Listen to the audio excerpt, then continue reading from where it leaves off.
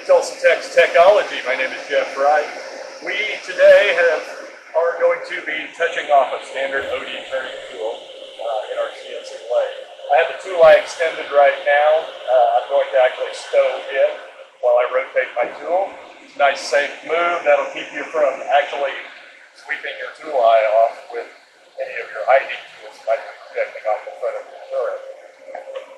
So when I go to touch this tool off, it's a freshly installed tool. I need to call that tool up with a 0 offset, so that it doesn't actually apply any of my old offsets that might be still in my machine offset page. So when I call this particular tool up, this tool itself is tool number 1. So I'm going to call it up as tool 1 offset 0 and let it roll into position. Go to MDI mode, program.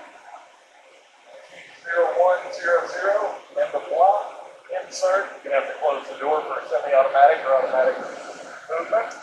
And get cycle start. Something I have something going on. Sorry. Why it's raw footage, right?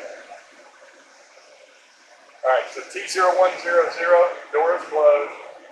Cycle start. You can see it brought the tool that I wanted activated. Tool 1 here. I don't know how well you can zoom in here, but you can also see on screen my current tool. It called up tool number 1 with a 0 offset. Exactly what we want that to look for. We're going to set its offset. So at this point, this particular arm is manual. We can pull that down into position. Our tool's already in the position. It's not the safest move to rotate your tool turret with this down. Possible to do, I don't recommend it. The first thing we need to do is decide how we're going to touch this tool off. Since it's an OD turning tool, we're going to be touching it off on Z here and our OD X on this button here. And what we're going to do is dial in fairly close to these buttons. So I'm going to use my handle jog mode to get in within about an inch-ish on what we call our 45-degree rule. Notice my tool is about an inch away, and I'm at 45 degrees. Any closer than that, and we need to not be in times 100 for our increment, for our handle jog, we need to be in times 10. We want it in 1,000 increments. At this point, I'm going to bring it down. I've chosen to touch off the Z first. So I want to bring this tool in, the tool tip, and I want to center it on that button within 50 to 100 thousandths off the wheel. If I come down in, I can see where my tool tip is centered on the button. Don't be afraid to get in there with it.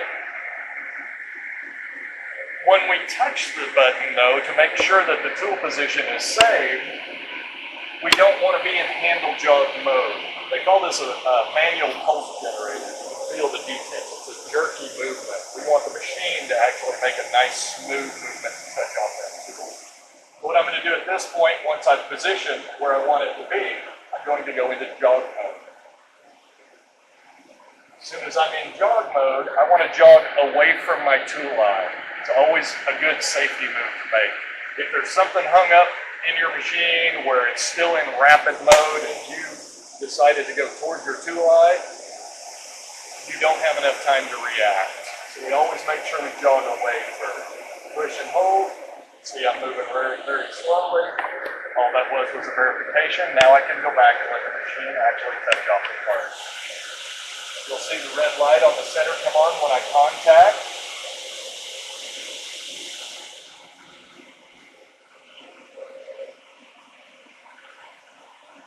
There's my contact. You'll see we have a red light. It also changed my X geometry touch off. Simple as that. We're going to jog back off of it. Let the machine come off nice and smooth. Then we're going to jog in 1,000th mode up and around, and we're going to touch this one off in X. Second verse, same as the first, right? We're going to bring it down into within 50 to 100,000. We're going to center that tool tip on the button. Go back to jog mode. Jog away from my tool, or my part. Verify it's moving slow, jog back toward push and hold.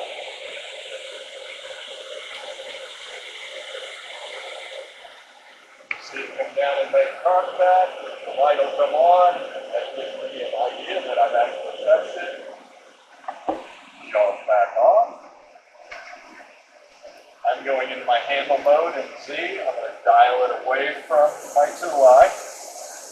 Now that I know that I'm moving in the correct direction, I'm going to bump that up a little bit, a little faster out of the way. When you're done there, first thing you do is stow your tool eye, and your tool is actually touched off. A little bit more information that needs to be added. We're going to have to give this tool, since it is a profiling tool, no turning tool, a tool nose radius, so that the machine can compensate for tool nose, and a tool tip orientation. In this case, it's a number 2 tool nose radius, which is 31 thousandths and 2 tenths.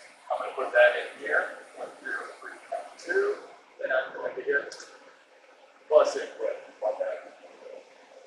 We're going to move over to our tool nose orientation column, and if we looked at the chart, we'll talk about that in class, but that is a 3 orientation, and input, that tool is completely touched off and ready to use. Thank you very much. Smash and like that subscribe button. Oh, sorry.